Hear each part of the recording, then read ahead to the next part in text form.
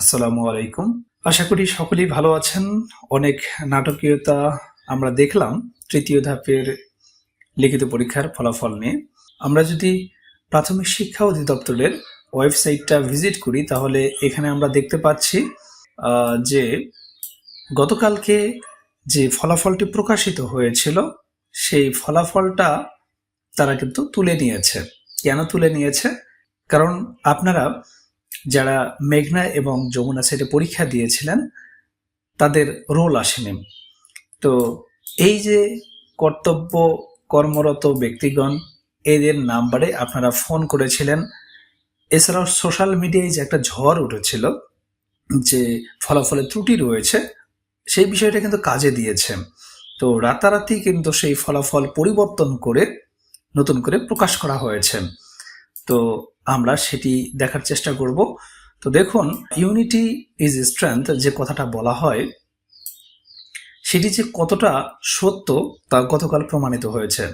যারা যমুনা এবং মেঘনা ছেড়ে পরীক্ষা দিয়েছেন ফলাফল আসেনি, তারা যে ঝড় তুলেছিলেন ফেসবুকে সোশ্যাল মিডিয়ায় সেই বিষয়টা কিন্তু কাজে দিয়েছে এবং তাৎক্ষণিকভাবে প্রাথমিক শিক্ষা অধিদপ্তর এই পরিপত্রটি জারি করতে বাধ্য হয় যে পুনরায় ফল তারা মূল্যায়ন করবে এবং সংশোধিত ফলাফল প্রকাশ করবে। তো তারা সংশোধিত ফলাফল প্রকাশ করেছে, আমরা সেটি দেখার চেষ্টা করব। এই যে দেখুন, সহকারী শিক্ষক নিয়োগ 2023 লিখিত পরীক্ষার পুনঃনিরীক্ষান্তে সংশোধিত ফলাফল তৃতীয় গ্রুপ ঢাকা ও চট্টগ্রাম বিভাগ, তারা কিন্তু ফলাফল প্রকাশ করেছে। তো এই হচ্ছে সংশোধিত ফলাফল। আমরা গতকাল দেখেছিলাম যে 23,000 সামথিং টিকিয়েছিল এই দুইটা বিভাগে, ঢাকা এবং চট্টগ্রাম বিভাগে। সেখানে আমরা এখন দেখতে পাচ্ছি 46,199 জনকে ভাইবা পরীক্ষার জন্য টিকানো হয়েছে। বলা চলে দ্বিগুণ হয়ে গেল। যেখানে গতকাল ঢাকা এবং চট্টগ্রাম বিভাগের ভাইবা প্রার্থীর সংখ্যা ছিল 23,000, সেখানে সেই সংখ্যাটা দ্বিগুণ হয়ে এখন 46,199 জনকে চূড়ান্তভাবে মনোনীত করা হয়েছে ভাইবা পরীক্ষা দেওয়ার জন্য। আমার মনে হয় যে বুয়েট যে কাজটি করেছে এটি তাদের দ্বারা কখনোই প্রত্যাশিত ছিল না। বুয়েট বলা চলে একটা আস্থার জায়গা ছিল যে তাদের প্রশ্নের কোয়ালিটি স্ট্যান্ডার্ড পিএইচসির পরেই তাদেরকে একটা প্রায়োরিটি দেওয়া হতো। কিন্তু সম্প্রতি সময়ে আমরা দেখেছি যে প্রশ্ন ফাঁসের গুঞ্জন এছাড়া বহুবিধ অসঙ্গতি আমরা লক্ষ্য করেছি। তো যার কারণে বুয়েটের উপর একটা যে আস্থা ছিল সেটি কিন্তু অনেকটাই কমে গিয়েছে। বুয়েট এই ব্যাপারটা কিভাবে সামাল দেয়? তারা যে কাজটি করেছে, একটা চাকরি পরীক্ষা মানে এখানে একটা প্রার্থীর স্বপ্ন জড়িয়ে থাকে, একটা পরিবারের স্বপ্ন জড়িয়ে থাকে।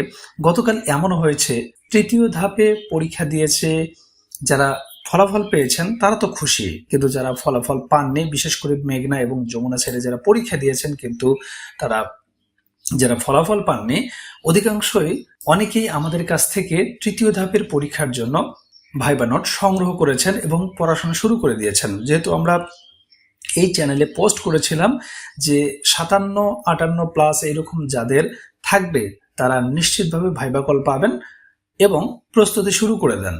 মেঘনা এবং যমুনা সেটের অনেকেই যারা 60, 62, 64 পেয়েছে তারা কিন্তু আমাদের কাছ থেকে নোট সংগ্রহ করে পড়াশোনা শুরু করে দিয়েছেন। গতকাল তারা আমার কাছে ফোন করেছে। তাদের যে ফোন কলের আক্ষেপ, কেউ বলছে যে মাথায় আমি পানি ঢালতেছি, বাবা মা আমার মাথায় পানি ঢেলে আমাকে জ্ঞান ফিরাচ্ছে, এমন একটা অবস্থা।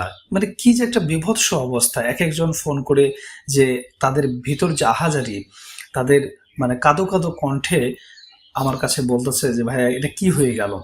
তো এই যে একটা ইমোশন নিয়ে খেলা বুয়েট যে কাজটি করেছে এটা কখনোই কাম্য নয়।